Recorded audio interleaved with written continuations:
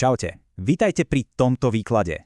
Dnes sa spoločne pozrieme na skúškovú otázku číslo 34. Žiadna zbytočná vata, ideme rovno na vec.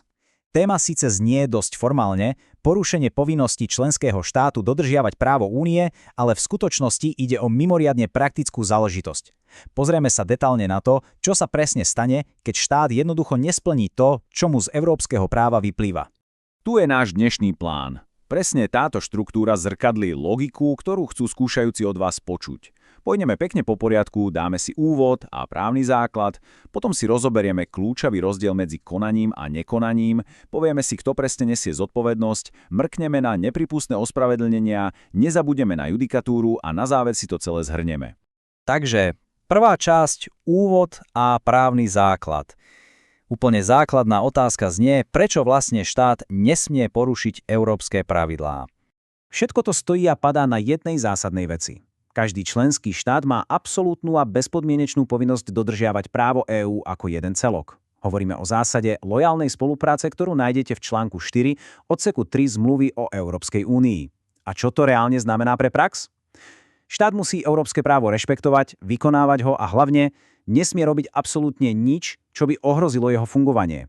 Môže to byť bránenie voľnému pohybu tovaru, nespolupráca s európskymi inštitúciami, alebo aj to, že štát jednoducho ignoruje rozsudky súdneho dvora. A tu je ten chyták. K porušeniu nedochádza len vtedy, keď sa aktívne príjme nejaký zlý zákon. Porušenie nastáva aj vtedy, keď štát proste neurobí to, čo sa od neho čaká. Čo nás plynule privádza k druhej časti, konanie versus nekonanie. Toto sú, tak povediac, dve tváre porušenia európskeho práva. Rozlišovať tieto dve kategórie je pre právnické uvažovanie absolútne nevyhnutné. Na toto sa na skúške určite zamerajte, je to dôležitý kontrast. Na jednej strane tu máme porušenie konaním, to je to očividnejšie, štát aktívne urobí nejaký prešľap, napríklad schváli zákon, ktorý je úplne v rozpore s európskymi pravidlami, alebo vnútroštátny súd vydá rozhodnutie, ktoré s nimi koliduje. Ale pozor na tú druhú stranu, na nekonanie. Tu štát zlyháva svojou pasivitou, neurobí vôbec nič. Typický príklad, nestihne prebrať smernicu v stanovenej lehote. A tu je jeden super dôležitý tip pre vás. Úmysel nehrá vôbec žiadnu rolu. Je absolútne jedno, či to ten štát urobil naschvál, alebo na to proste nejaké ministerstvo zabudlo. Skúšajúceho a rovnako aj úniu zaujíma výlučne len objektívne nesplnenie povinností.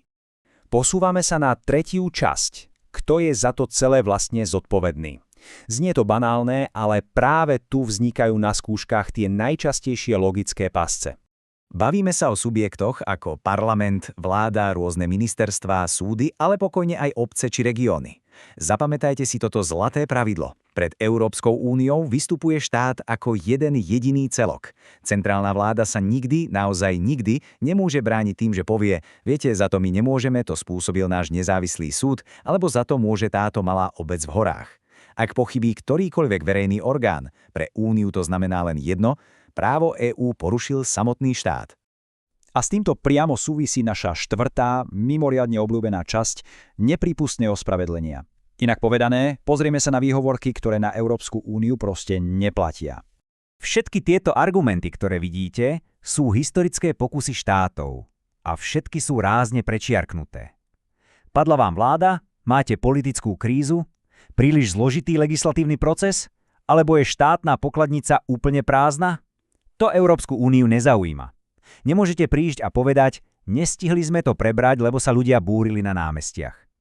Nefunguje ani tzv. Reciprocita. Nemôžete sa ohradiť štýlom, naši susedia tú smernicu tiež neprebrali, tak prečo nás trestáte? Skrátka, domáce, vnútroštátne problémy neospravedlnia to, že ste si nesplnili európsku povinnosť. Bodka. Výborne, teóriu by sme mali zvládnutú, ale ak cielite na tie najlepšie známky, musíte svoje argumenty ukotviť v tvrdej judikatúre. Ideme na 5. časť. Tieto prípady si vrite do pamäti, sú to absolútne piliere. Začnime prípadom Frankovič. Ten hovorí, že ak štát neprebierie smernicu včas a nejakému jednotlivcovi tým vznikne škoda, štát za ňu jednoducho ručí. Potom je tu Köbler, veľmi prelomová vec, k nemu sa ešte o chvíľu vrátime, ale v zásade ide o to, že štát zodpovedá aj za chyby súdov poslednej inštancie. Určite spomente aj Simmental 2, ak je domáce právo v rozpore s európskym, národný súd ho proste nesmie použiť. No a napokon Inter-Environment Wallonie, úžasný princíp, aj počas toho, ako ešte len beží lehota na transpozíciu smernice, štát nesmie príjmať opatrenia, ktoré by zmarili jej konečný cieľ. Zastavme sa na sekundu pri spomínanom prípade Kubler. Toto bolo naozaj právne zemetrasenie. Dovtedy panovala akási ilúzia, že najvyššie súdy sú sväté a nedotknuteľné. Ale tento rozsudok ten mýtus rozbil. Potvrdil, že ani právoplatné rozhodnutie Najvyššieho súdu nestojí nad právom EÚ. Zodpovednosť za dodržiavanie európskych pravidiel platí plošne pre každú jednu vetvu moci, bez akýchkoľvek výnimiek. Blížime sa do úspešného finále. 6. a posledná časť, skúškové jadro a zhrnutie. Poďme si to pekne zosumarizovať do hutného balíčka, s ktorým tú skúšku s prehľadom zvládete.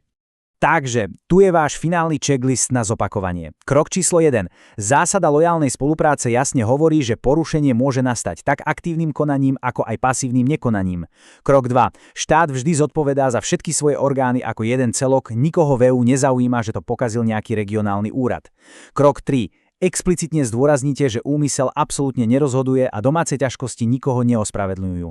A nakoniec krok 4. Podporte to konkrétnymi následkami a citujte judikáty ako Francovič alebo Köbler, čím ukážete, že chápete presahy tejto teórie do reálnej praxe. A úplne na záver vás chcem nechať s jednou provokatívnou myšlienkou. Predstavte si, že štát poruší európske právo úplne, ale úplne neúmyselne. Skutočne len úradníckym omylom. Mení to aspoň niečo na jeho zodpovednosti? Ak ste doteraz dávali pozor, odpoveď viete. Nemení to absolútne nič. Únii ide o výsledok a objektívny stav. A práve táto nekompromisnosť je dôvodom, prečo právo v Únii vôbec dokáže fungovať. Verím, že vám tento rozbor pomohol a držíme palce na skúške. Vedomosti už máte, teraz to stačí len predať.